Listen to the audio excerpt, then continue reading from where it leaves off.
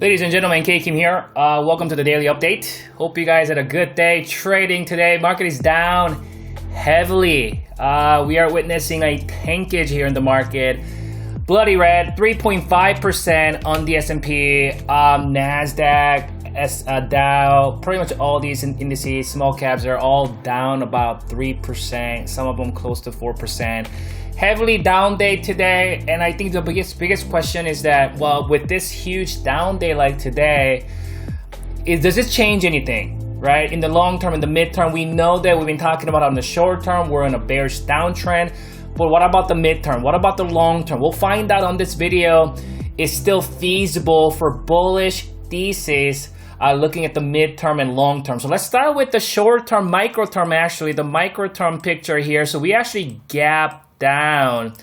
Looks like quite heavily. Let me see. We gapped down already 1.8%, and then we kept going higher, kept going lower.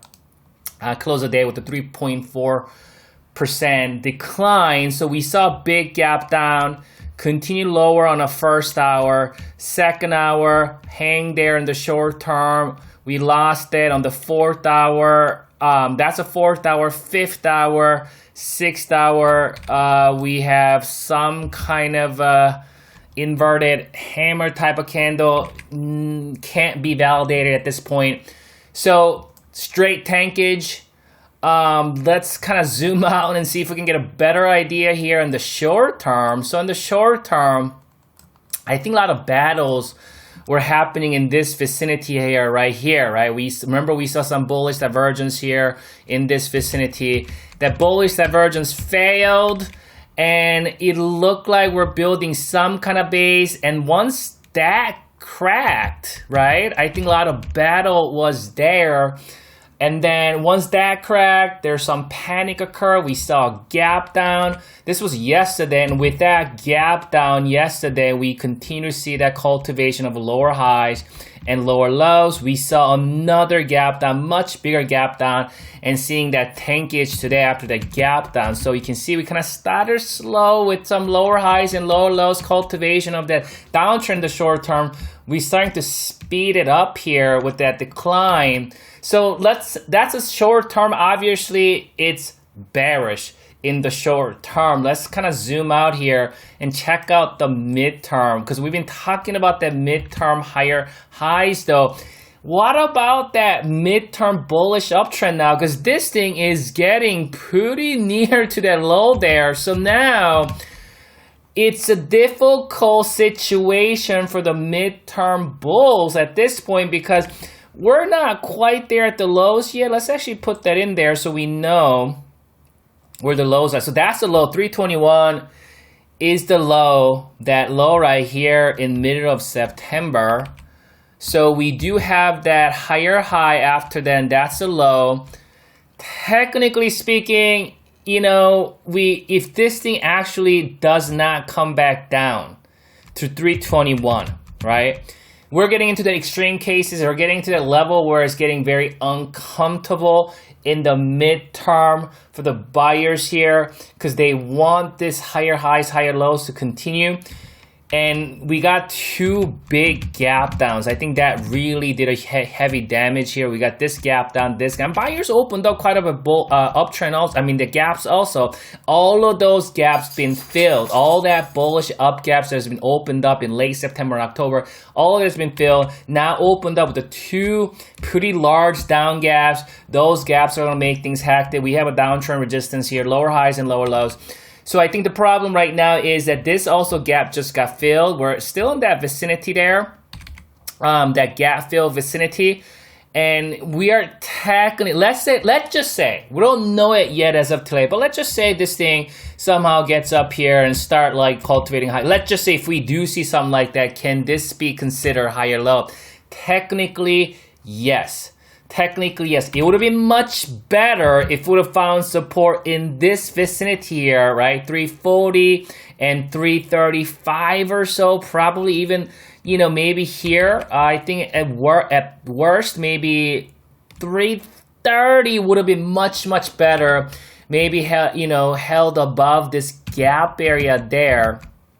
there, but that gap got filled and we're just in that vicinity. So technically that still can be a higher low in the midterm, but we wouldn't know that yet until this thing probably needs to get all the way back up to 345, and that's quite a way as of today. So in the midterm, I am giving it not quite bearish because we haven't hit that lower low yet.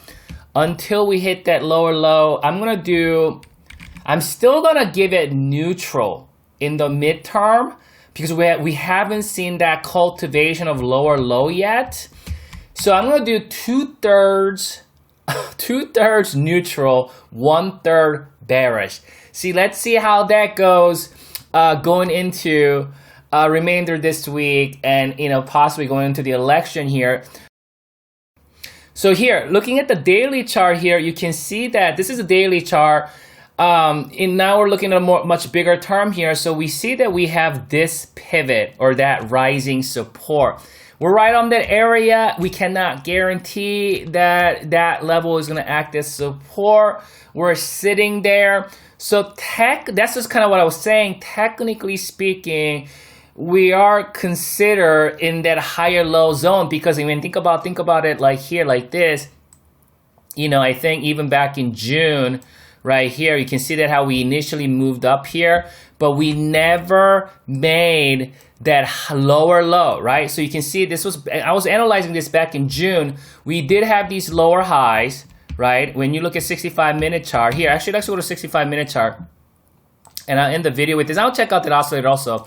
So here, this is what I'm saying. So back in June, right? So in June, what happened was we did have that lower highs here. Very similar activity here today.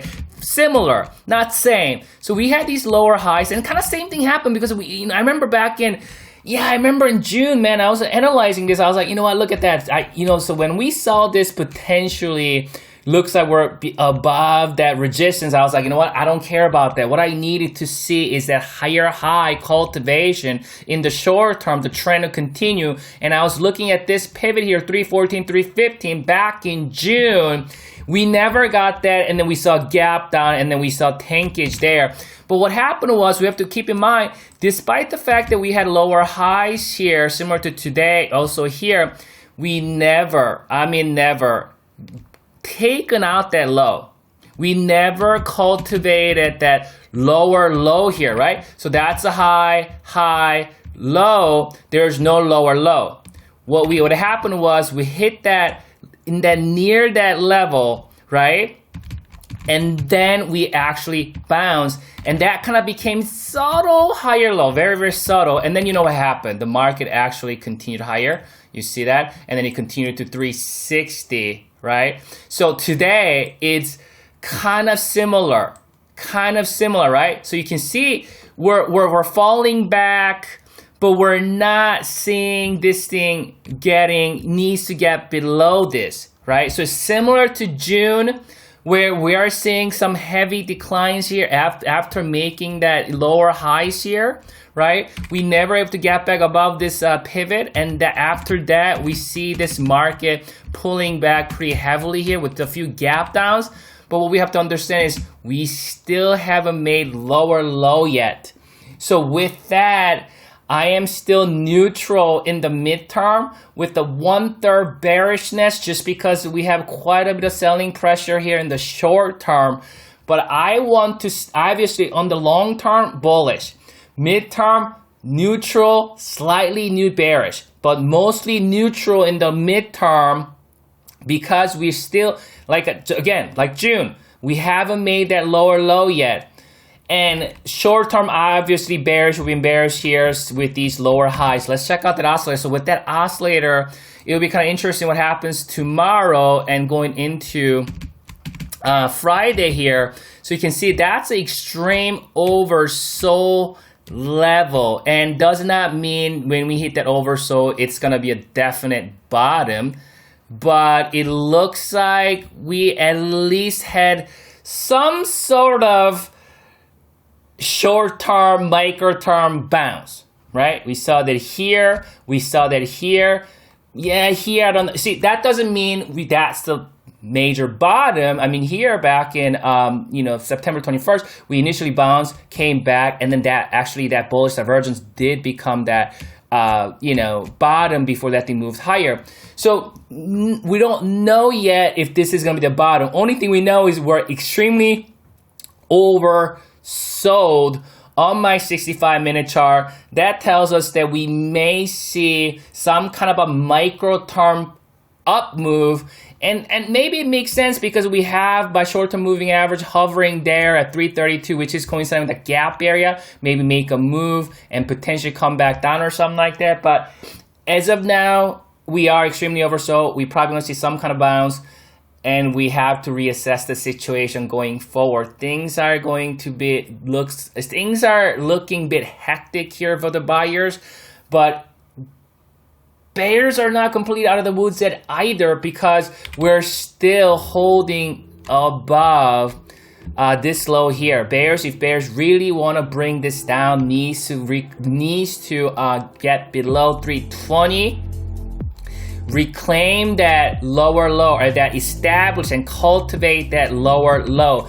If not, we're actually still in bullish territory. You have to understand that in the long term of things, we're still in a bullish territory, and that's what we have to understand here. We're still kind of in that pivot zone. We may or may not bounce or find support in that vicinity, so we have to see how that plays out. I'll come back for you guys tomorrow and rest of this week, and we'll see how that plays out. We'll go from there. Enjoy your evening, and good luck trading tomorrow.